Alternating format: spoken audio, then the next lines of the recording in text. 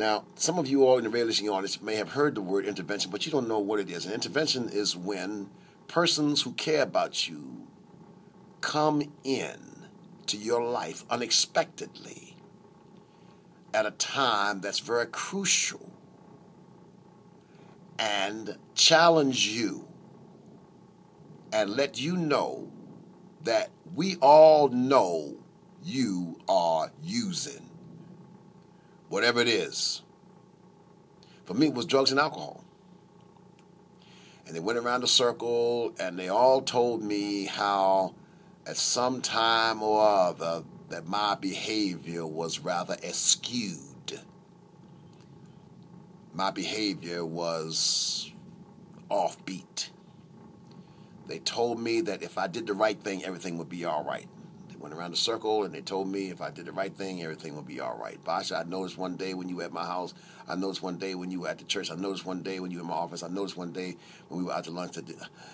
But if you do the right thing, everything will be all right. So finally, when they got back around to the white priest, I said, well, what is the right thing? He said, well, your bags are packed. And if you go into treatment today, the bishop will still allow you to pastor. If not, then we'll have to do something else about you and your relationship with the United Methodist Church. Well, I jumped up. I almost hit the ceiling. I jumped up so high off that couch because now I knew that my wife had told the bishop.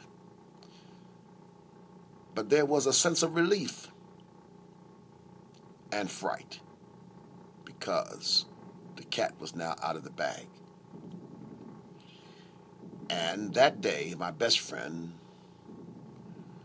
the stepfather of my son, Reverend Milton King, whom I'd gone to school with, drove me to Bel Air, Maryland, to a treatment center called Hidden Brook. It's not there now, where I spent 28 days and found out that I suffered from a disease known as addiction.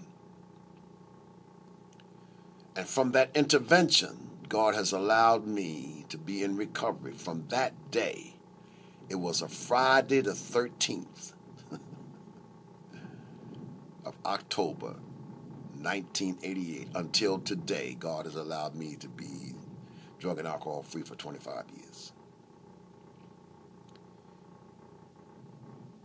In this book entitled Serenity, it talks about doing things against your will.